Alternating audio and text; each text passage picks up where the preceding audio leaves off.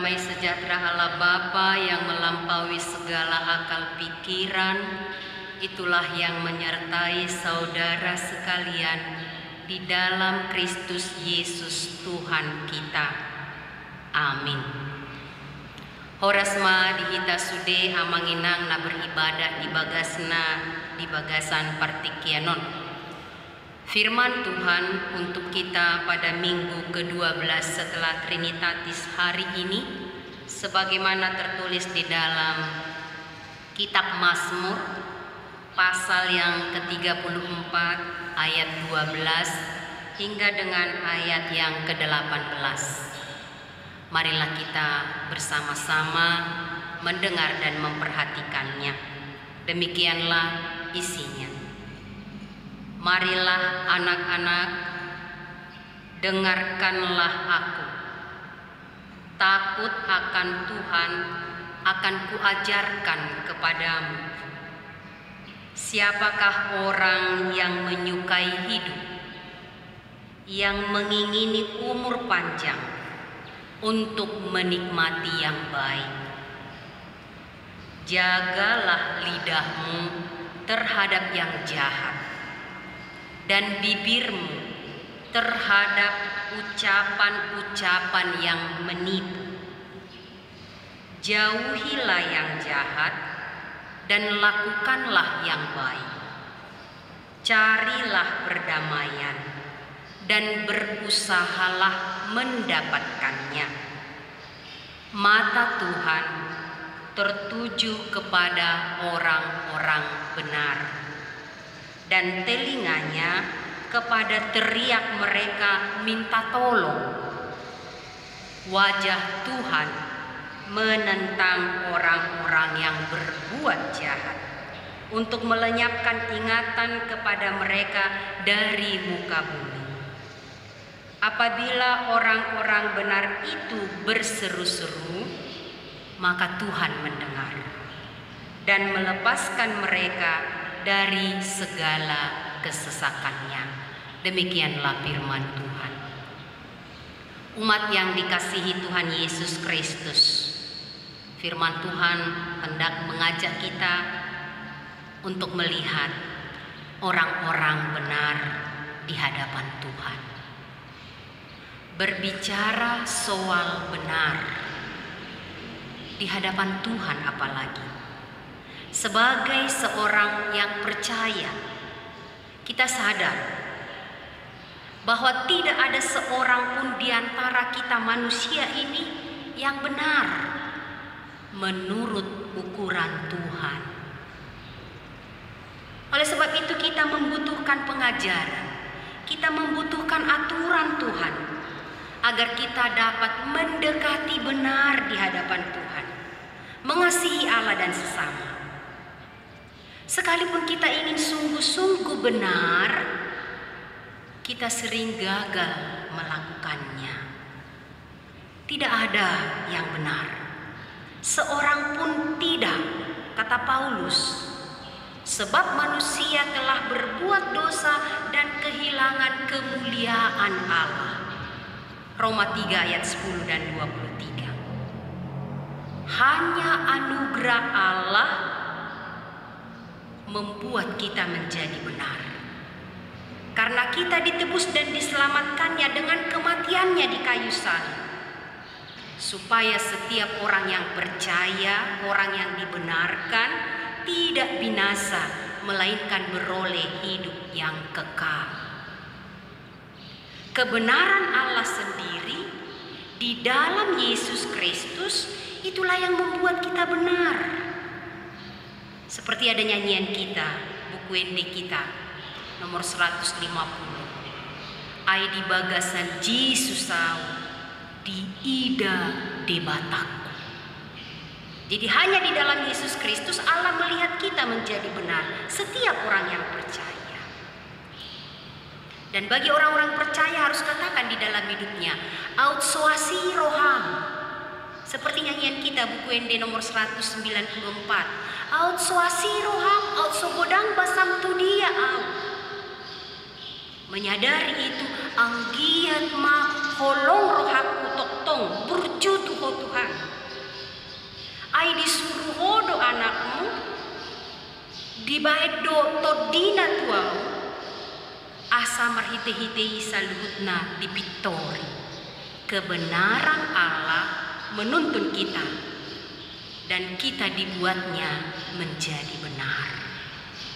Saudara-saudara yang dikasihi Yesus Kristus, firman Tuhan yang kita dengarkan hari ini, kita mau melihat bagaimana Tuhan yang benar itu mengasihi, menjaga, melihat, mendengar, memperhatikan seluruh kehidupan orang-orang percaya, orang-orang yang dikasihinya, orang-orang yang dibenarkannya.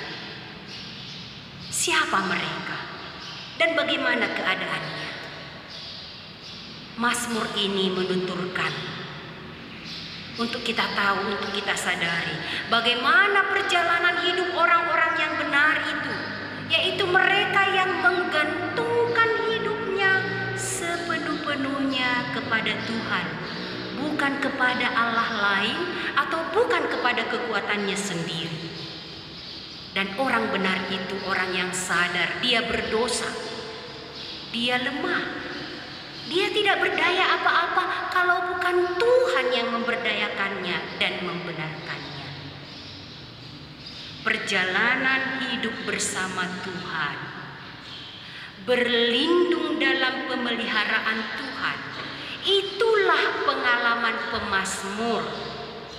Dan pengalaman berjalan bersama Tuhan mendorongnya untuk bermazmur, mendorongnya untuk menyampaikannya kepada kita sekarang, bahwa Tuhan adalah tempat perlindungan yang aman dan terjamin.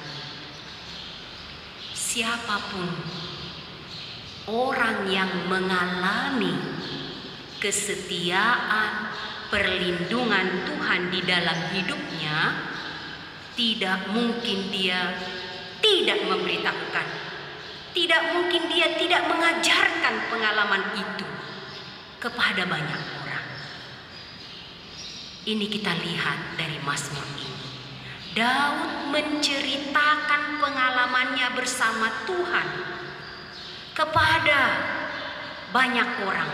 Di sini dikatakan, marilah anak-anak, orang-orang muda pada zamannya, dan pada kita sekarang juga diberitahukan. Untuk apa? Untuk menguatkan langkah iman kita berjalan bersama Tuhan hari ini dan ke depan. Pengajaran yang disampaikan oleh Daud melalui Mazmur ini sekaligus menjadi penanda dia hormat, dia kagum, dia percaya kepada Tuhan, dan sekarang mengajak kita untuk tetap mempercayai Tuhan di segenap kehidupan kita dengan sepenuh hati dan hidup kita.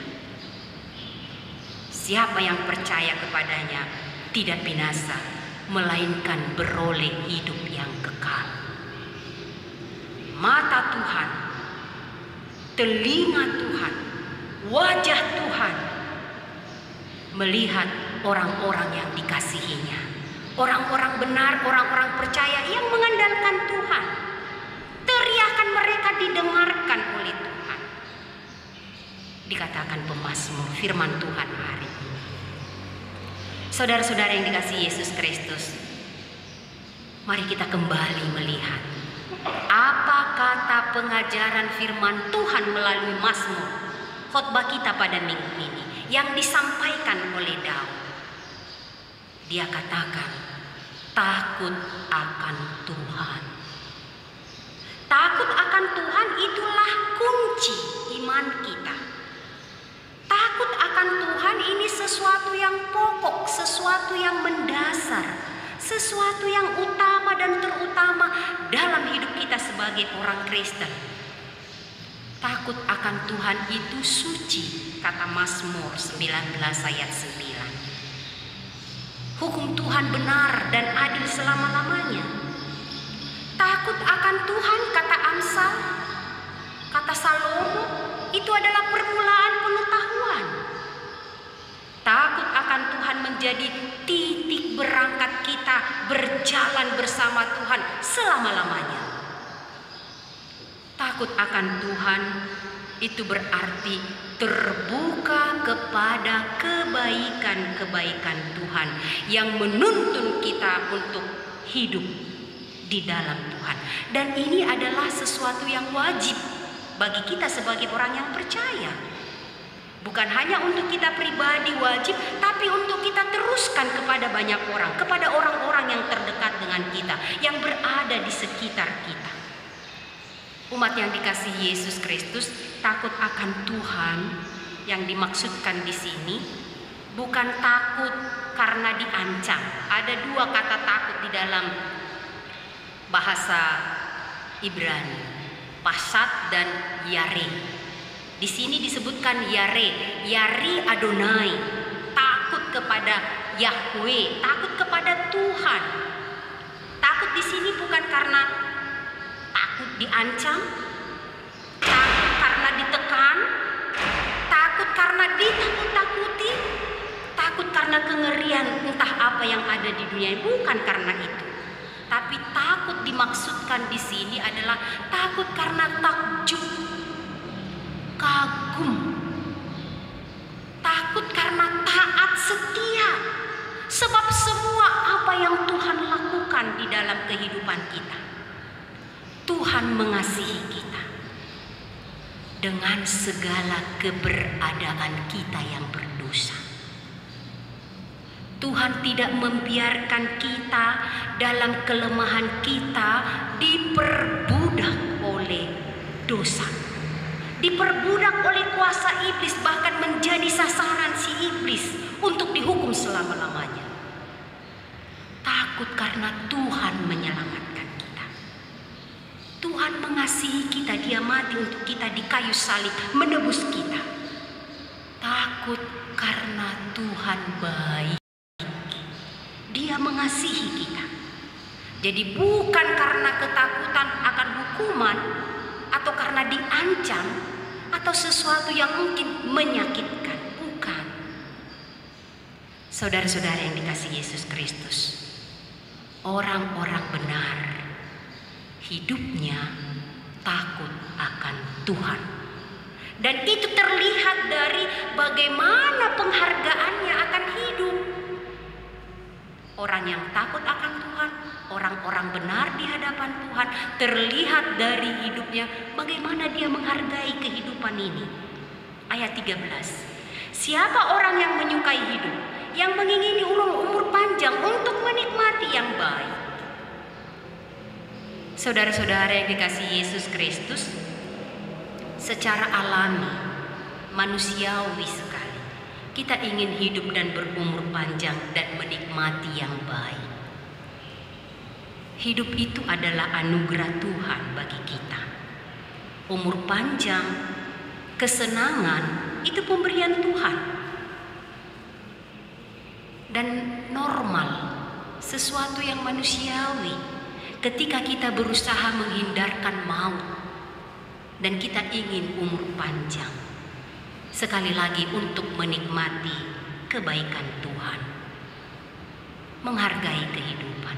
Daud di dalam perjalanannya mengalami bagaimana hidupnya, bagaimana nyawanya terancam dan hendak dihilangkan oleh Saul. Tapi Tuhan melindunginya dengan caranya Tuhan. Di luar perhitungannya, di luar kemampuannya. Bahkan Daud pernah membuat dirinya seperti orang yang tidak waras. Dan dia sampai di gua Adulam namanya, bertemu dengan orang-orang pelarian. Ketika dia dalam persembunyian, ada orang mengantarkan makanan kepadanya. Bahkan suatu waktu ketika dia punya kesempatan juga, tanpa dia sadari di dalam satu gua dia ada bersama dengan Saul yang mengancam nyawanya. Tapi Daud menghargai hidup. Dia punya kesempatan untuk membalaskan marahnya kepada Saul, tetapi dia menghargai hidup. Dia tidak melakukan apa yang tidak baik kepada Saul. Menghargai kehidupan. Orang yang takut akan Tuhan, dia menghargai kehidupan. Menghargai kehidupan bagi kita sekarang itu sama dengan berarti tidak hidup sembarangan. Jangan suka-suka kita dengan hidup ini. Bagaimana kita menghargai hidup yang diberikan Tuhan kepada kita, juga menghargai hidup sesama kita. Tapi mungkin bisa saja terjadi di dalam hidup kita ini, kadang-kadang karena sesuatu yang berat, sesuatu yang menggalaukan hati kita, rasa-rasanya kita ingin mati saja. Tetapi ketika kita kemudian sadar menghargai kehidupan, kita keluar dari keputusasaan kita dan kita mengingat Tuhan yang mengasihi kita. Umat yang dikasihi Yesus Kristus, menghargai hidup, menikmati kebaikan hidup, itu berarti kita mau hidup bersama, menghargai hidup bersama dengan orang lain. Seperti prokes yang kita jalankan hari ini. Itu penghargaan kepada hidup, menghargai hidup kita dan menghargai hidup orang lain. Bahkan pemerintah kita berjuang menghabiskan banyak anggaran untuk menghargai kehidupan. Walaupun mungkin berat karena kita tidak berjumpa satu dengan yang lain. Seperti sekarang kita harus beribadah lewat virtual ini. Menghargai kehidupan. Biarlah kita sesaat dulu menahan keinginan kita untuk berkumpul, untuk berjumpa, karena kita menghargai hidup, untuk menikmati kebaikan dari Tuhan. Saudara-saudara yang dikasihi Yesus Kristus, orang yang takut akan Tuhan, yang menghargai hidup, dan yang kedua, yang takut akan Tuhan itu, yang menghargai hidup itu, dia juga menjaga lidahnya terhadap yang jahat dan ucapan yang menipu. Yakobus katakan di dalam suratnya pasal 3 ayat 5-8. Lidah itu satu anggota tubuh kecil. Tetapi walaupun dia kecil bisa menimbulkan perkara-perkara yang besar. Seperti api kecil dapat membakar hutan. Itu kata Yakobus. Bahkan dikatakan lagi, supaya kita berjaga-jaga dengan lidah ini, semua jenis binatang dan burung liar dapat dijinakkan. Tetapi tidak ada yang berkuasa menjinakkan lidah. Ia buas dan tak terkuasai. Lalu siapa yang bisa menguasai lidah ini? Hanya Tuhan. Dan kendali Tuhan sajalah yang bisa menjinakkan lidah ini, bisa menaklukkannya. Saudara-saudara yang dikasihi Yesus Kristus, salah satu dari 7 dosa yang dibenci dan kejijikan bagi Tuhan adalah lidah dusta. Amsal 6 ayat 17. Jaga lidah. Dan Tuhan mau supaya kita setiap orang yang percaya memiliki lidah seorang murid. Seperti dikatakan oleh Nabi Yesaya. Lidah yang mau memperkatakan, mengucapkan kata-kata yang memberi semangat untuk hidup. Memotivasi untuk terus menjalani hidup di dalam Tuhan, memotivasi hidup yang lebih baik. Hati-hati dengan lidah yang kecil itu. Persembahkan lidahmu kepada Tuhan, supaya kita bisa berkata-kata positif, membangun. Jangan biarkan, mungkin karena amarah atau karena sesuatu hal, jangan biarkan kata-kata yang menyakitkan, kata-kata yang menghasut, kata-kata yang mematikan keluar dari mulut kita. Sekali lagi, jaga lidah. Persembahkan lidahmu untuk Tuhan. Biarkan Tuhan memakai lidahmu untuk mengatakan hal-hal yang dimaui oleh Tuhan. Dan perlu kita ingat, umat yang dikasihi Yesus Kristus, ingat, setiap kata yang keluar dari mulut kita tidak bisa kita tarik kembali. Setiap kata yang sudah keluar dari ucapan kita itu akan menjadi milik orang lain. Hati-hati dengan setiap perkataan kita. Mungkin sekarang kita tidak mengucapkan secara muka dengan muka, tapi lewat media sosial. Hati-hati berkata-kata di situ. Hati-hati mengucapkan setiap kata-kata. Jagalah lidahmu. Hargai hidup. Katakan apa yang benar. Mungkin kata-kata yang benar itu bisa pahit, tapi kalau itu benar, katakanlah yang benar. Jauh lebih baik mengatakan yang benar daripada berkata manis-manis tetapi berisi kebohongan dan menipu. Lidah dusta kejijikan bagi Tuhan. Orang yang takut akan Tuhan, yang menghargai kehidupan, dia menjaga lidahnya. Itu yang kedua pengajaran ini. Yang ketiga, jauhi yang jahat, ayat 15. Lakukan yang baik. Carilah perdamaian, berusahalah mendapatkannya. Selain dari perkataan, firman Tuhan mengingatkan untuk bertindak yang baik. Nabi Amos juga pernah mengingatkan, carilah yang baik, jangan yang jahat, supaya kamu hidup.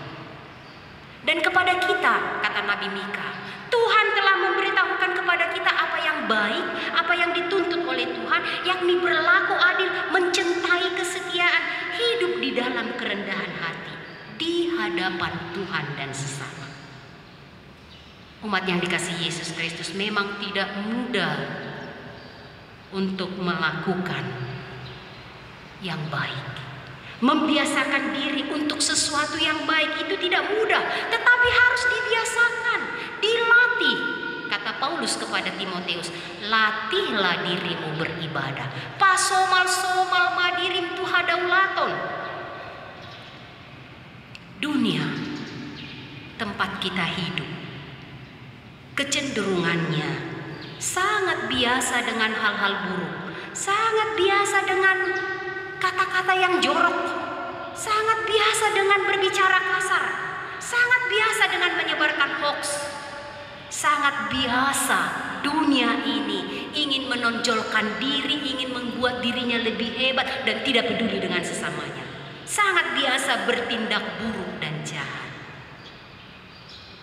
Di sini kita sebagai orang yang percaya ditempatkan oleh Tuhan dan diingatkan, jauhi yang jahat. Seperti kita dengarkan tadi dalam pembacaan epistel kita, jangan balas kejahatan dengan kejahatan, lakukanlah yang baik. Sebagai seorang yang takut akan Tuhan, yang menghargai kehidupan, mari lakukan yang baik. Biasakan, latih melakukan yang benar dan baik, sehingga hidup kita ini biasa dengan yang benar dan biasa menikmati kebaikan Tuhan. Berusahalah, itu kata firman Tuhan, artinya apa? Sekuat mampu kita. Sapolak ni gogot tasongon halak naposea mangulahon lomo ni rohani ni mata. Berusaha untuk hidup dalam damai sejahtera. Berusahalah secara terus-menerus hidup jujur di hadapan Tuhan dan sesama. Kalau ada yang salah, lebih baik kita jujur mengakui yang salah daripada mencari-cari alasan untuk menimbulkan dosa lagi, berbohong lagi. Kalau ada kesalahan, lebih baik dan adalah baik untuk mengakui kesalahan. Dan perdamaian tidak akan terjadi kalau tidak ada pengakuan dan ada pengampunan. Mari tetap jujur, akui kelemahan kita, supaya kita selalu dimampukan untuk melakukan kebaikan. Jangan berbuat yang jahat, lakukanlah yang baik. Orang yang takut akan Tuhan akan melakukan itu.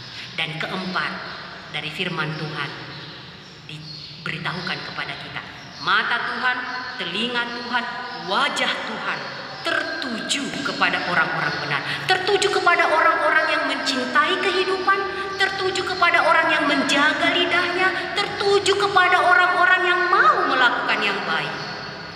mata Tuhan tertuju kepada mereka. Itu artinya apa? Seluruh keberadaan Tuhan memperhatikan, dan itu disaksikan oleh Daud dalam perjalanan hidupnya.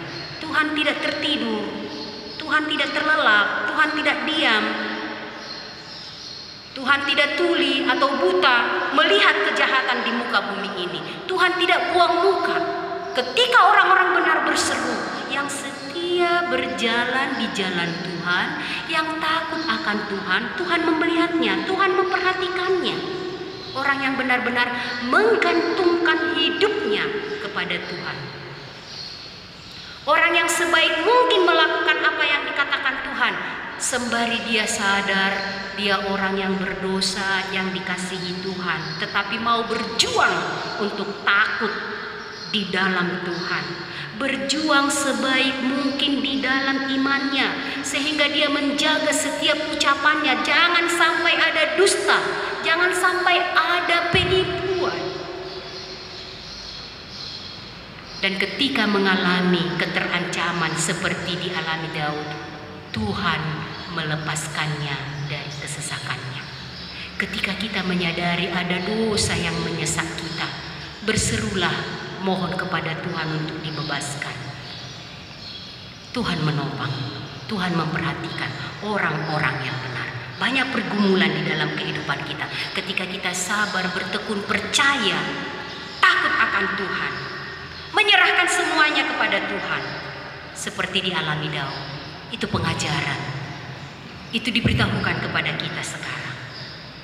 Dan mengingat bahwa kita dibenarkan hanya oleh karena kasih anugerah Tuhan kepada kita. Tuhan, guru kita yang sejati, mengajarkan kepada kita untuk mengasihi Tuhan dengan segenap hati dan jiwa. Mengasihi Tuhan, takut akan Tuhan, itu berarti menghargai hidup. Menghargai hidup itu berarti menjaga setiap tutur kata kita. Menghargai hidup, menjaga tutur kata, dan melakukan yang baik. Mata Tuhan tertuju kepada orang-orang benar. Firman Tuhan menguatkan kita semua. Amin. Terima kasih Tuhan kalau kami boleh mendengarkan firman-Mu hari ini. Mengingatkan kami untuk kami takut akan Tuhan di seluruh kehidupan kami. Tolong kami Tuhan, supaya di dalam setiap gerak langkah kami selalu menyadari untuk menghargai kehidupan, menghargai sesama kami. Tolong kami supaya kami menjaga setiap ucapan kami, kata-kata kami, supaya menjadi kata-kata yang berkenan di hadapan Tuhan, memberikan sukacita, damai sejahtera kepada sesama kami. Jangan biarkan seorang pun di antara kami umat-Mu yang percaya mengeluarkan kata-kata yang tidak berkenan kepada Tuhan, yang bisa membinasakan dan mematikan karakter sesama kami. Kuatkan kami Tuhan untuk menghargai kehidupan dengan melakukan yang baik. Kami percaya mata Tuhan melihat seluruh perjalanan kehidupan kami dan memandang setiap orang yang berusaha benar-benar takut akan Tuhan, dan Tuhan selamatkan dari segala bahaya yang mengancam. Terima kasih Tuhan, kami mau berdoa untuk jemaat-Mu yang di dalam kedukaan hari ini. Tuhan menghiburkan mereka. Mereka yang sakit, Tuhan juga memberikan kesembuhan. Terima kasih Tuhan untuk firman yang boleh kami dengar hari ini. Terpujilah nama-Mu kekal sampai selama-lamanya di dalam Yesus Kristus Tuhan kami. Amin.